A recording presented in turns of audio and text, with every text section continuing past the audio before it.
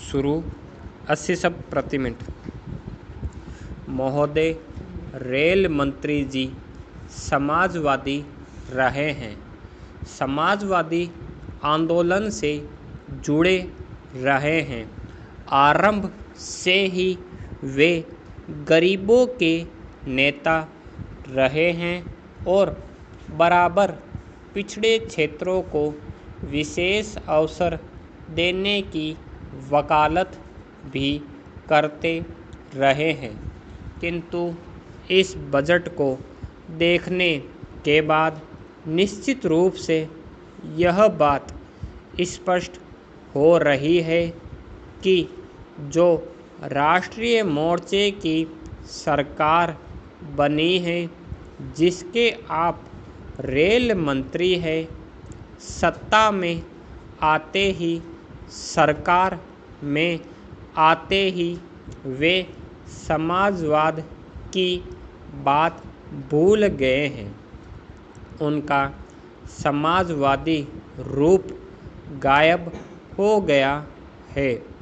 अगर वे वास्तव में समाजवादी होते तो इसकी झलक इस बजट में भी दिखाई पड़ती।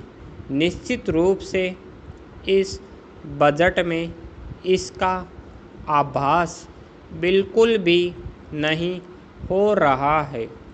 इस संदर्भ में मैं यह भी कहना चाहूँगा कि बहुत से माननीय सदस्य भी इसी सदन में वकालत करते रहे हैं कि पूर्वांचल का विकास होना चाहिए।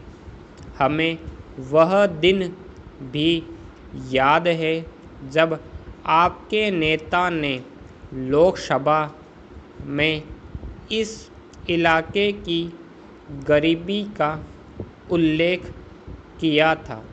उसके बाद उस इलाके के विकास के लिए एक आयोग बनाया गया था। उसकी रिपोर्ट भी सरकार के पास आई, लेकिन फिर भी अनेक बजट आने के बाद भी उस इलाके के उत्थान के लिए कुछ विशेष नहीं किया जा सका है। अब तक उस इलाके में रेल की सुविधाएं नहीं बढ़ सकी है।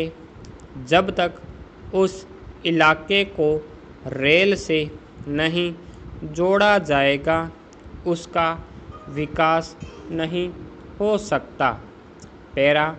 दूसरी बात मैं यह कहना चाहता हूँ कि बार बार इस बात की दुहाई दी जाती है कि हम लोग तो गरीबों की आमदनी को बढ़ाना चाहते हैं, उनका जीवन स्तर ऊंचा उठाना चाहते हैं।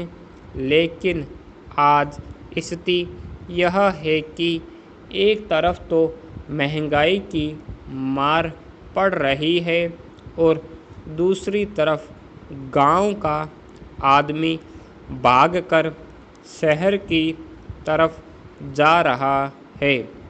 जब वह घर से बाहर निकलकर स्टेशन पर जाता है और अपनी जेब टटोलता है तो उसके पास किराए के लिए भी पैसे नहीं होते हैं, क्योंकि सेकंड क्लास का किराया भी बहुत बढ़ा दिया है। आपने सभी प्रकार के किराए बढ़ाकर गरीबों पर मार मारी है। इसलिए मेरा आग्रह है कि आपने जो रेल किराए बढ़ाए हैं उनको आप वापस लें, ताकि गरीब जनता को राहत मिल सके।